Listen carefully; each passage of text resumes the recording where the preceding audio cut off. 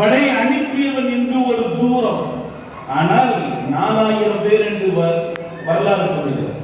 அத்தனை பேரும் கலிமா சொன்னவர்கள், அத்தனை பேரும் முஸ்லிம்கள், அத்தனை பேரும் முஸ்லிம்கள், லா இலாஹ இல்லல்லாஹ் முஹம்மது ரசூலுல்லாஹ் என்று சொன்னவர்கள்.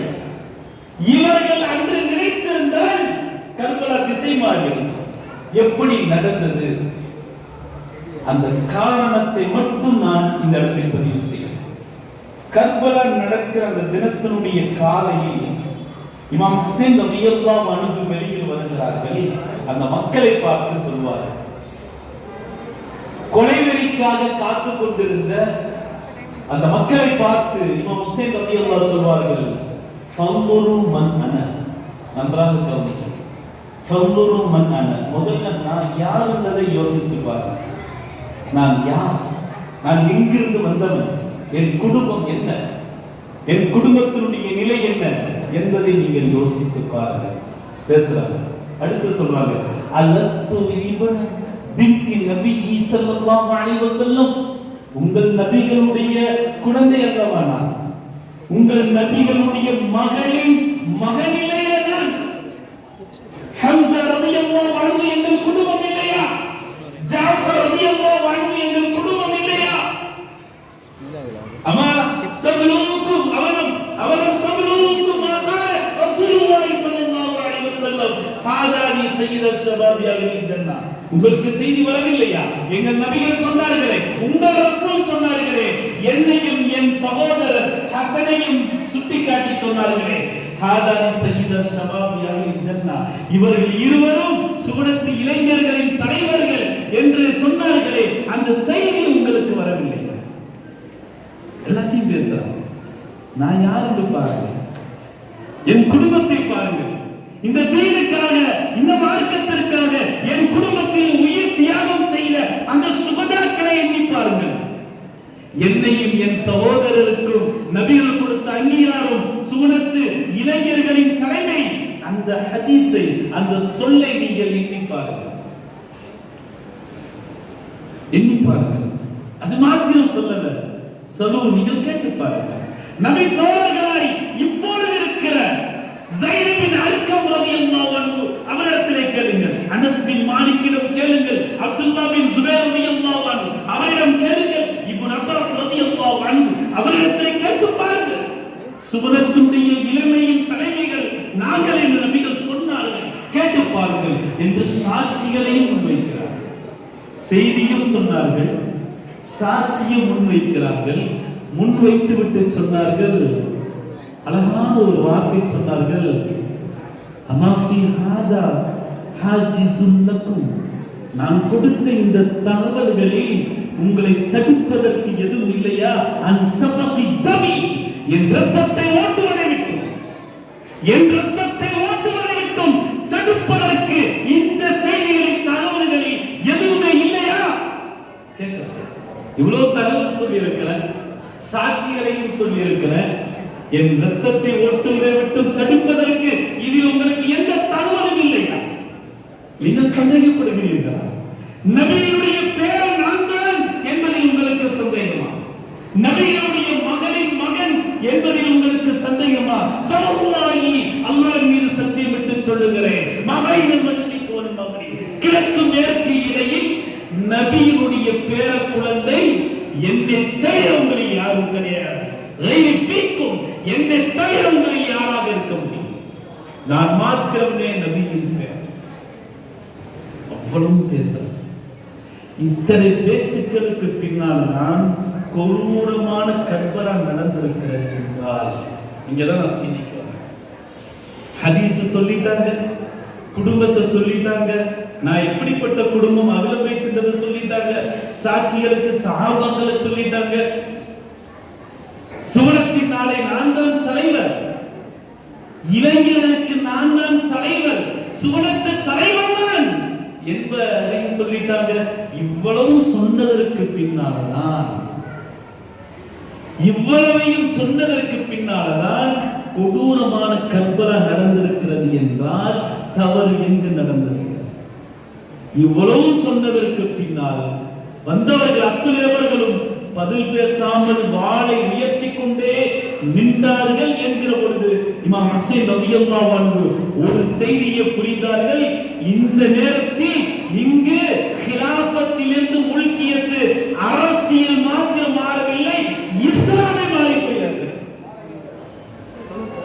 அரசியல் மாத்திரம் மாறவில்லை, முல்கியத்து என்ற ஒரு அரசியல் மாற்றம் நடக்கவில்லை, இஸ்லாமே இங்கு மாறி போய் கிடக்கிறது. ஹதீஸை சொன்னோம், அகில பைத்தை சொன்னோம், எல்லாவற்றையும் சொல்லியும் கூட இந்த கூட்டங்கள் வாழ உயர்த்தி நிற்கிறது என்றால் இங்கு இஸ்லாமே மாறி போயிருக்கிறது. இது ஆபத்தான இஸ்லாம். அந்த இஸ்லாம் தான் இப்பொழுது ஒரு பக்கம் ஒரு ஓரமாக வளர்கிறதா என்ற அச்சம் வருகிறது. ஆபத்தான இஸ்லாம் இது. கொடுமை என்னவென்று தெரியுமா? கண்ணியத்திற்குரிய ஆழ்ப்புலவர் சொன்னார்கள், அந்த கர்பலாவிலேயும் தொழுகை நடந்தது, அந்த தொழுகையிலேயும் சூரத்துல் ஃபாத்திஹா ஓதப்பட்டது, ருக்கு சுஜூத் இருந்தது, தஷஹ்ஹுத் இருந்தது, அத்தஹியாத்துலா ஓதினதுக்கு பின்னால அந்த தொழுகையிலேயும் அவர்கள் ஸலவாத் ஓதினார்கள். அல்லாஹும்ம ஸல்லி அலா சய்யிதினா முஹம்மதின் வ அலா ஆலி சய்யிதினா முஹம்மதின் கமா ஸல்லைத வ அலா ஆலி சய்யிதினா முஹம்மதின். எந்த உயிரை பறிக்க வந்த அகல பைத்துகள் இங்க ரத்தத்தில் கிடக்கிறார்கள், பாதி பேருக்கு மேல் ரத்த கலரியாக்கப்பட்டு இருக்கிறார்கள். ஆனாலும் அங்கு அத்தஹியாத்தில் அல்லாஹும்ம ஸல்லி அலா முஹம்மதின் வ அலா ஆலி முஹம்மதின் ஓதப்பட்டது. இது மோசமான இபாதத். இந்த தொழுகை தேவை. இது என்ன தொழுகை? இது என்ன தொழுகை? இதுல இன்னொரு கொடுமை என்னன்னு தெரியுமா? இதுல இன்னொரு கொடுமை, அங்கு நடந்த அத்தனை பேர்களுக்கும் ஜனாசா தொழுகை நடந்தது, அதிலையும் சம்பவம். எந்த ஆலி முகமதுக்கு இவர்கள் ஓதுகிறார்கள் என்று தெரியவில்லை. மொத்த ஆலி முகமதை அங்கு கொலையாக கொன்று குவித்து அவர்களுக்கே ஜனாசா தொழுகை, அதிலையும் ஆலி முகமது. உங்களுடைய ஸலவாத்துக்கு என்ன உயிர்? இது எது மாதிரியான ஸலவாத்? இது எது மாதிரியான சத்தமுக்கு பாடுகிறது? இந்த சத்த உணர்ச்சியற்ற ஸலவாத்தும் அந்த இபாதத்தும் தேவையில்லை. இது என்ன மாதிரியான இஸ்லாம்? ஆபத்தான இஸ்லாம். அகில பைத்துகள் ஏசப்படுகிறார்கள், அகில பைத்துகள் கண்ணிய குறைவாக நடத்தப்படுகிறார்கள். அகில பைத்துகளே பிரியப்படுவதற்கு இங்கு பல்வேறு குறைகள் சொல்லப்படுகிறது.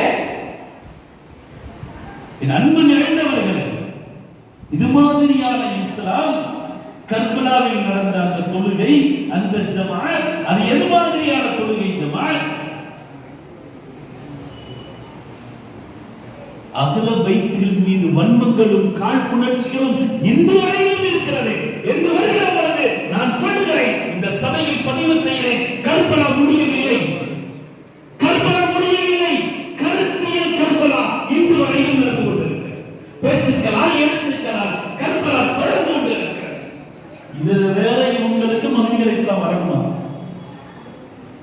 நல்ல விளைச்சல். அகில பைத்தின் மீது கடுகளவு காழ்ப்புணர்ச்சி இருந்தாலும் அது மஹ்தி அலைஹிஸ்ஸலாம் காரணமாக ஆகாது. ஏன்னா அவங்களே யாரு? அகில பைத். என்றைக்கு அகில பைத்துகளின் மீது கடுகளவும் காழ்ப்புணர்ச்சிகள் வன்மங்கள் இல்லாத ஒரு இஸ்லாமிய சமூகம் படைக்கப்படுமோ அன்று மஹ்தி அலைஹிஸ்ஸலாம். நான் சொல்ல வருகிற செய்தி இதுதான். அன்று கூடியிருந்த ஆட்களாக 4000 பேர் கூடியிருந்தவர்களுக்கு அகில பைத்தினுடைய அகமியங்கள் தெரிந்திருந்தார். அவர்கள் குறித்த அகமியங்களும் கண்ணியங்களும் சொல்லிக் கொடுக்கப்பட்டிருந்தார். அந்த யுத்தக்களம் நிலவரமே மாறி போயிடும்.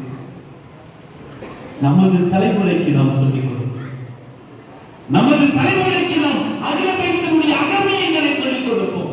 கருத்தியல் கர்பலாவை தடுப்போம். அகில பைத்தின் மீது கொண்டிருக்கிற வன்மங்களை, காழ்ப்புணர்ச்சிகளை அத்தனை கலைந்தெடுப்போம். அகில பைத்தின் மீது காழ்ப்புணர்ச்சியிலும் வன்மங்களும் வஞ்சகங்களும் இல்லாத ஒரு தலைமுறையை நாம் உருவாக்குவோம்.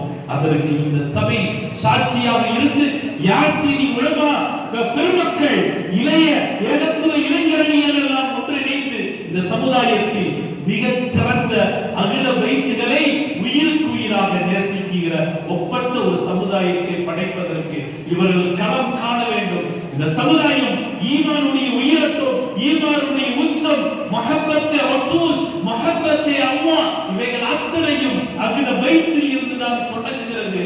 அந்த தொடக்கத்தில் நாம் தொடர்ந்து அடியெடுத்து வைப்போம். நமது குழந்தைகளையும் அந்த வழியில் வழி நடத்துவோம். அதற்கு வாய்ப்பாய் இந்த நிகழ்ச்சி நமக்கு அமைய பெற வேண்டும். அல்லாஹ் ரப்பல் ஆலமீன் அதற்கான நமக்கு தௌஃபீக்கை வழங்க வேண்டும் என்ற உயர்ந்த துஆவோடு வாய்ப்புக்கு நன்றி கூறி வல்லோனை வாழ்த்தி விடைபெறுகிறேன். வாஹிரு தஅவானா வல்ஹம்துலில்லாஹி ரப்பில் ஆலமீன். அஸ்ஸலாமு அலைக்கும் வரஹ்மத்துல்லாஹி வபரகாத்துஹு. नारे तकबीर।